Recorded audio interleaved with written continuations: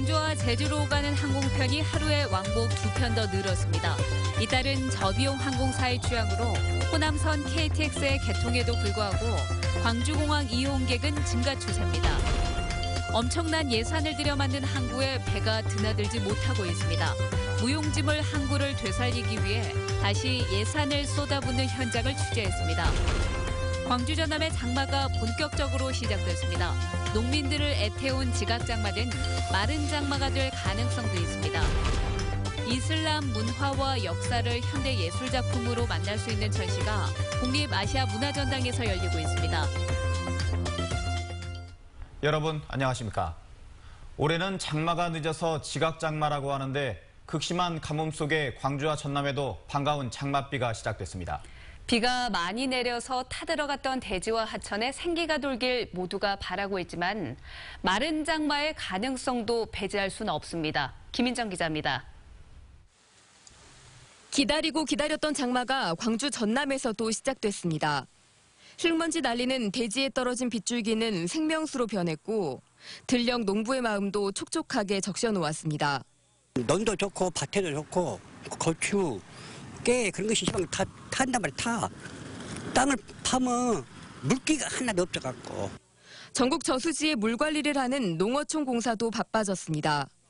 올 들어 내린 누적 강수량이 평년의 절반도 안 돼서 현재 저수율은 전국은 61%, 전남은 58%까지 떨어진 상태입니다. 따라서 마른 장마 가능성까지 고려해 한 방울의 비도 놓치지 않겠다고 말합니다. 강수량이 평년에 비해 적을 것으로 예상되기 때문에 장마 기간 중에 가뭄 지역을 중심으로 양수기를 이용해서 저수지 물 채우기 작업을 실시하고 장성호, 나주호와 함께 전남 3대 농업용 저수지인 담양호 역시 오래전에 바닥을 드러내면서 물 한 방울이 아쉬운 상황입니다. 예전에는 물이 이렇게 차 있으니까 참 보기가 좋았거든요. 근데 지금은 이렇게 말라가지고 있으니까 걱정되네요. 이번 비는 광주 전남에서 내일 아침까지 5에서 30mm가 내린 뒤 그쳤다가 일요일부터 다시 시작돼 2, 3일가량 이어질 전망입니다. 하지만 월간 예보상으론 7월달 강수량이 평년과 비슷하거나 적을 것으로 나와 있어 기대와는 달리 장맛비가 많지 않을 수도 있습니다.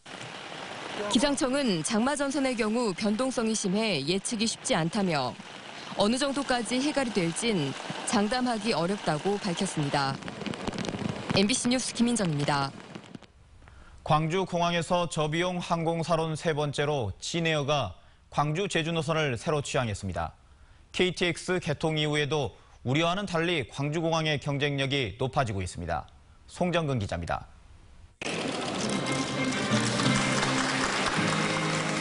대표적 저비용 항공사 가운데 하나인 진에어 항공이 광주 제주 노선에서 운항을 시작했습니다. 운항 횟수는 하루 왕복 2회로 이용객이 많은 아침과 저녁 시간에 출발합니다. 지난 2014년 티웨이 항공이 취항한 데 이어 저가 항공이 광주공항에 취항한 건 이번이 세 번째입니다. 광주공항 이전 논의 속에서도 올해에만 저비용 항공사 두 곳이 제주 노선에 취항하면서 이용자들의 선택권은 넓어졌습니다. 거리가 좀 상대적으로 멀지 않으면 이제 금액적인 측면에서 좀 더 저렴하니까 저가 항공을 이용하고요. 광주에서 제주 간 노선이 별로 없었는데 진에어까지 같이 이렇게 하니까 소비자 입장에서는 선택의 폭이 넓어지니까 좋은 거고요. 아무래도 저희가 선택할 때 가격 측면, 시간 측면 뭐 이런 거 여러 가지 하는데 호남선 KTX 개통 이후 대한항공이 김포 노선을 폐지하면서 광주공항의 이용객 감소가 우려됐지만 실제 상황은 예상과 달랐습니다. 저비용 항공사들의 취향으로 제주행 이용객이 크게 증가하며 광주공항 전체 이용객은 오히려 매년 증가하고 있습니다. 접근성이 굉장히 좋아졌고 또 광주공항이 제주를 접근하는 가장 짧은 시간에 접근할 수 있고 쉽게 표를 구할 수 있고 그래서 다른 공항보다 경쟁력이 높아서 더구나 KTX를 타고 오는 충청권 손님까지 흡수하면서 광주공항은 위기를 맞기보다는 오히려 기회를 잡았습니다. 내친 김에 광주시는 김포와 김해, 인천 노선에도 항공편 운항을 추진하기로 했습니다. MBC 뉴스 송정근입니다. 윤장현 시장이 중국 광저우와 무안공항을 오가는 정기 항공 노선 개설을 추진 중이라고 밝혔습니다.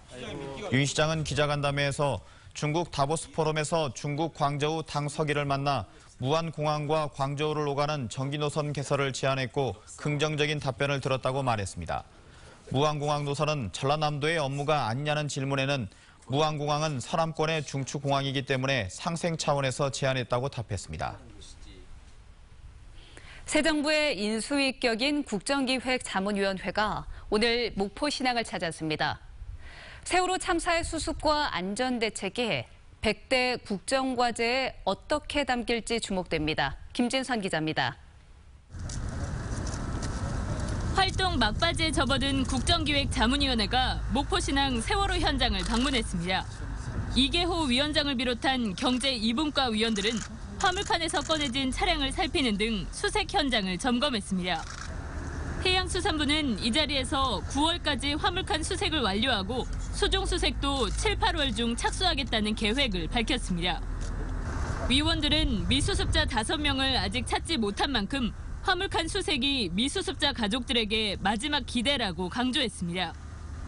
또 박근혜 정부 당시 해수부가 세월호 특조위를 대했던 것처럼 남의 일이라고 생각해서는 안 된다며 달라진 정치적 환경을 염두에 두고 일해달라고 말했습니다. 자꾸 늦어지니까 워낙 국민적 관심이 큰 상황이기 때문에 그렇게라도 해서 좀 빨리. 세월호 유가족들은 인양 지연과 유실방지 대책 부실 등의 책임자를 처벌해 줄 것을 요구했습니다. 국정기획자문위원회는 앞서 나주에 있는 6차 산업 경영체인 사회적 기업을 찾아 농촌 발전 방향에 대해 토론했습니다. MBC 뉴스 김진선입니다. 찾아가는 국민인수위원회가 광주를 방문해 지역의 의견을 수렴했습니다. 하승창 청와대 사회혁신수석은 문화전당에서 열린 공개 토크에서 광주 지역 사회혁신가들의 기대와 바람을 들었고 시장과 시의회 의장단들과도 면담했습니다. 이 자리에서 윤장현 시장은 시민총회에서 나온 제안 중 의무교육 대상자에 대한 무상교통 조례 제정 등 13건의 정책을 국민인수위에 제출했습니다. 엄청난 예산을 들여 만들어 놓고도 배를 댈 수 없는 항구들이 있습니다. 물 흐름을 막아 펄이 퇴적되고 있기 때문인데 다시 혈세를 들여 방파제에 구멍을 뚫고 있습니다. 박영훈 기자입니다. 젖새우잡이로 유명한 신안의 채원도항입니다. 1990년대 중반 이후 지금까지 76억 원을 쏟아부어 접안시설을 만들었습니다. 그런데 멀쩡한 항구 안에 배 한 척 찾아볼 수 없습니다. U자형으로 만들어진 길이 100m의 방파제가 조류 소통을 막아 항내에 펄이 쌓이면서 배를 댈 수가 없기 때문입니다. 그러니까 사이 실험 많아죠. 이게 봐보십시오. 뒤로 와보십시오. 펄이 다 미어버렸어요. 못 숨게 됐어요. 20년간 항내 갯벌이 2m 이상 높아지자 방파제 한가운데를 허물고 조류 소통을 위한 구멍을 냈습니다. 지난 3년 새 벌써 두 번째로 3억 원이 투입됐습니다. 이처럼 수억 원씩을 다시 들여 선착장이나 방파제에 구멍을 뚫는 항구는 현재 전국에 50곳이 넘고 해마다 늘고 있습니다. 대부분 지난 90년대 이전 주먹구구식으로 개발해 제기능을 못하는 항구들로 환경은 환경대로 파기하고 이중으로 혈세를 낭비하고 있습니다. 조류 흐름이 변하고 부유토사로 인해 가지고 토사가 퇴적되는 경우가 많이 있습니다. 전국의 크고 작은 항구는 모두 2천여 개. 항내 시설을 다시 뚫는 해수소통구 사업은 막무가내 개발의 후유증을 단적으로 보여주고 있습니다. MBC 뉴스 박영훈입니다. 오늘 새벽 4시 40분쯤 광주시 광산구 명진고 사거리에서 승용차가 가드레일을 들이받고 10m 아래의 신가 지하차도로 추락해 운전자 48살 주모 씨가 숨졌습니다. 사고 당시 지하차도에는 통행하는 차량이 없어 2차 피해로 이어지진 않았습니다. 경찰은 주 씨가 졸음 운전을 하다 사고를 낸 것으로 보고 정확한 경위를 조사하고 있습니다. 이슬람 문화에 대한 오해와 편견을 없애는 자리가 마련됐습니다. 우리에겐 다소 생소한 이슬람 문화를 엿볼 수 있는 전시회가 국립아시아문화전당에서 진행되고 있습니다. 이미지 뉴스 리포터입니다. 쇠사슬에 묶여 어디론가 끌려가는 사람들. 영상 속 인형들은 십자군 전쟁의 상황을 이슬람 사람들의 시각에서 다시 설명해 줍니다. 유럽의 정원 설계도가 그려진 이 카펫은 이란과 파키스탄에서 제작됐는데요. 초기 유럽의 정원이 이슬람의 영향을 받았다는 사실을 알려줍니다. 이슬람 문화와 역사를 현대 예술 작품으로 만날 수 있는 전시가 국립아시아문화전당에서 열렸습니다. 이슬람 전통의 아름다움을 이제 컨템포러리 아트로 새롭게 조명해서 보여주는 것을 의의를 삼고 있습니다. 전시된 작품들에는 서체를 활용한 작품들이 많은데요. 독특한 서체의 모양 속에 이슬람 문화가 가장 잘 담겨 있기 때문입니다. 1000개의 투명한 판에 서로 다르게 새겨진 아니오라는 글자는 모든 폭력에 대해 아니라고 말하는 이슬람인의 마음을 담았습니다. 이번에 자미라트상 11분에 받으신 분을 통해서 이슬람 문화하고 좀 더 우리가 가까워질 수 있는 그런 기회가 될 수 있을 것 같습니다. 이슬람 문화에 대한 오해와 편견을 없애는 계기가 될 이번 전시는 오는 10월까지 국립아시아문화전당에서 만날 수 있습니다. MBC 뉴스 이미지입니다.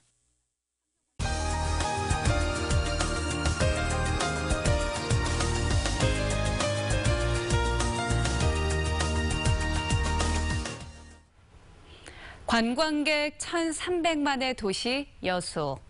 여수 관광의 중심에는 밤바다가 있습니다. 오늘은 휴가철을 앞두고 더 반짝이는 낭만적인 여수의 밤바다를 소개합니다. 전라도 기행 최소리 기자입니다. 여수 밤바다 이 조명에 담긴 여수를 널리 알려준 1등 공신인 여수 밤바다. 이 노래 이후 여수의 관광문화 중심에는 밤바다가 자리를 잡았습니다. 해양공원을 비롯한 여수 곳곳에서는 밤마다 낭만 버스킹 거리 공연이 펼쳐지고 다양한 음악과 한적한 바다를 배경으로 낭만 포차에서는 힐링과 추억이 쌓입니다. 특히 여수 앞바다에서 잡은 싱싱한 해산물은 포장마차의 최고의 메뉴입니다. 이제 맛있는 삼합 포차가 맛집이 많더라고요. 4월 달에 와서 먹었는데 너무 맛있더라고요. 그것만 해도 저는 충분히 얼마나 할 것 같습니다.